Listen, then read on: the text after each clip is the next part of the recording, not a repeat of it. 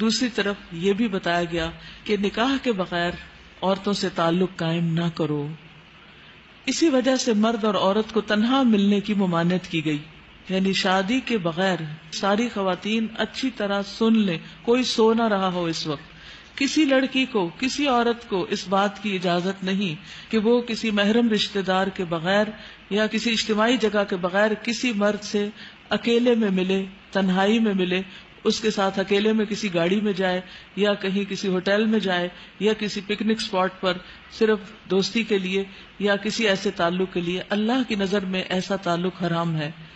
نبی صلی اللہ علیہ وسلم نے فرمایا کوئی مرد کسی عورت کے ساتھ تنہا نہیں ہوتا مگر اس کے ساتھ تیسرا شیطان ہوتا ہے. نبی صلی اللہ علیہ وسلم نے فرمایا جو اللہ اور یوم آخرت پر ایمان رکھتا ہے وہ کسی ایسی عورت کے ساتھ تنہا نہ ہو کہ اس کے اور اس کی عورت کے درمیان کوئی محرم موجود نہ ہو، یعنی بالکل اکیلے میں لوگوں کی نگاہوں سے چھپ کر کسی تنہائی میں کوئی عورت کسی مرد سے نہ ملے.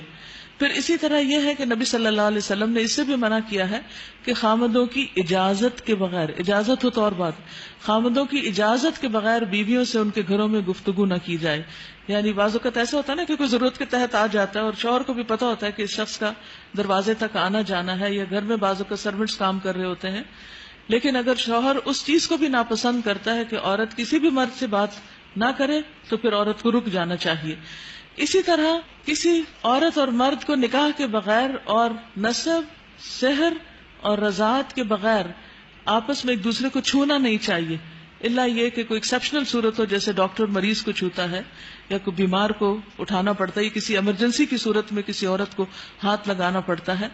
ورنہ عام حالات میں، اور خصوصاً اگر کسی مرد کے ساتھ کسی لڑکی کے کوئی بھی دوستانہ تعلقات ہیں تو اول تو انہیں ختم ہونا چاہیے، لیکن کسی کے بھی دعوت پر ہی، کسی کے کہنے پر، کسی کے بھی کسی پیار بھرے انویٹیشن پر، سو کالڈ پیار بھرے انویٹیشن پر اپنا ہاتھ کسی مرد کے ہاتھ میں نہیں دینا چاہیے.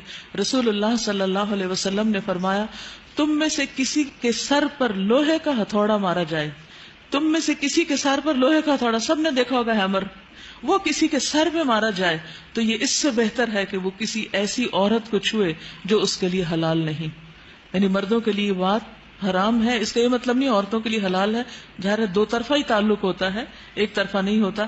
اسی لیے جب آپ کبھی دکان پر جائیں یا کسی مرد کے ساتھ کوئی لین دین کا معاملہ ہو، کوئی کاغذ لینا ہو، دینا ہو، تو اپنے ہاتھوں کو، اپنے جسم کو، اپنے آپ کو بچا کر رکھیں.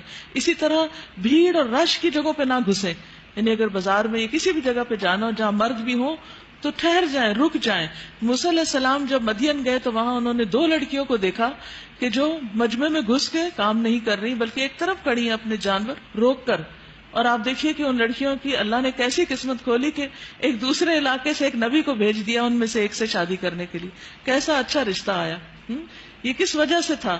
اس کو اللہ نے اتنا نیک شوہر کہاں سے دیا؟ سوچئے کیسے ہوا یہ؟ ان کی شرم و حیا کی وجہ سے، شرم و حیا کی وجہ سے. تو جب تک شادی نہیں ہوتی اپنی شرم و حیا کی حفاظت کریں اور اللہ سبحانہ تعالیٰ سے اچھی امید رکھیں کہ اللہ آپ کو نیک شوہر دے.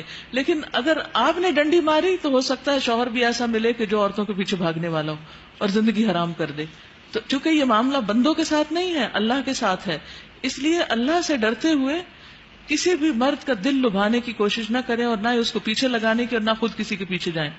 کیونکہ اللہ تعالیٰ نے عورت کو بہت قیمتی چیز بنایا ہے اور اس سے فائدہ اٹھانے کے لیے، اس کے حسن سے، اس کے جسم سے اللہ تعالیٰ نے شرطیں رکھی ہیں مردوں کے لیے کہ تم اس کی ضروریات پوری کرو گے، اس کا نان نفقہ اٹھاؤ گے، اس کو ایک شہزادی بنا کر رکھو گے اور اس کے دکھ اور تکلیف میں اس کا ساتھ دو گے. یہ نہیں کہ ان آزاد معاشروں کی ہم پیروی کریں کہ جن میں عورتوں کو کھلے عام آزادی کے نام پر ہر مرد سے تعلق قائم کرنے کی اجازت ہے، اور اس کے بعد ہوتا کیا ہے کہ ان سے فائدہ اٹھا کر مرد بھاگ جاتے ہیں ایک ایک 2 بچے چھوڑ کر، اور وہ ساری زندگی سنگل پیرنٹ کی حیثیت سے ان کو پالتی رہتی ہیں جو بڑے ہو کر پھر ان کو چھوڑ جاتے ہیں. تو اس طرح خاندان کا نظام تباہ و برباد ہو کر رہ جاتا ہے. تو ایک عورت جو ہے اس کو سب سے زیادہ اس بات کا خیال کرنا چاہیے کہ وہ شادی کے بغیر کسی مرد سے کوئی تعلق نہ رکھے. اور پھر وہی بات کل کی دہراؤں گی کہ لن تنالوا البر حتی تنفقوا مما تحبون.